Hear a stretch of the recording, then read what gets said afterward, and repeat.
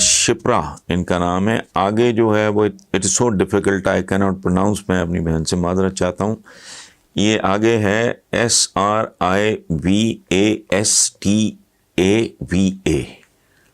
تو اگر ہماری آمد و رفت کھلی ہوتی ہے، ہم خوبصورت پڑوسیوں کی طرح رہتے تو میں ہندی بھی سیکھتا، مجھے لفظ بولنے میں دقت نہ ہوتی. لیکن افسوس صورتحال ایسی نہیں ہے.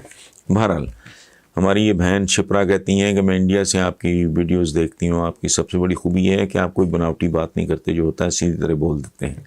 عمران خان میں بھی یہ کوالٹی ہے کہ وہ ایماندار بندہ ہے. اب ہمیں بتائیں کہ ہمارے بھارت میں بھی کوئی عمران خان کی طرح کا رہنما ہے جس کا ہمیں ساتھ دینا چاہیے. دیکھو بہن، میں بہت زیادہ تو واقف نہیں ہوں. مجھے نہیں پتا کون کون سے لوگ پائپ لائن میں ہیں.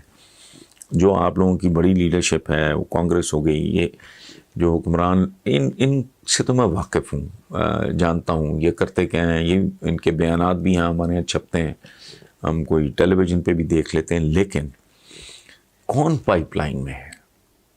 Imran Khan was a super star جب وہ پالیٹکس میں آیا. اس کے باوجود 22 سال وہ ایک زمانے میں تو بطور پولیٹیشین اس کا ذکر بھی نہیں ہوتا تھا.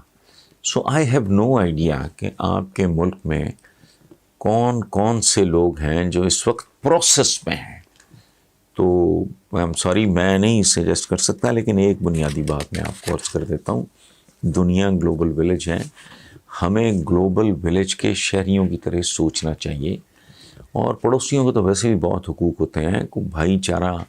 اور میں پہلے بھی کہہ چکا ہوں کہ کسی بھی ملک کا سربراہ اگر اس کے اندر کوئی انسانیت نام کی چیز ہے، وہ اس کا باپ ہوتا ہے، اس کا بڑا ہوتا ہے، اس کا بزرگ ہوتا ہے، وہ سب کو ساتھ لے کے چلتا ہے. تھوڑا بہت تعصب سمجھ میں آتا ہے، چونکہ اپنی سگی اولاد کے اندر بھی آپ کا کوئی بچہ فیوریٹ ہوتا ہے. اچھا باپ کوشش یہ کرتا ہے کہ باقی بہن بھائیوں کو نہ پتہ چلے کہ یہ میرا فیوریٹ ہے. سو اس لیے I'm sorry، میں اس سلسلے میں آپ کو کوئی مشورہ نہیں دے سکتا. میں تو ایک موٹا سا ایک معیار ہے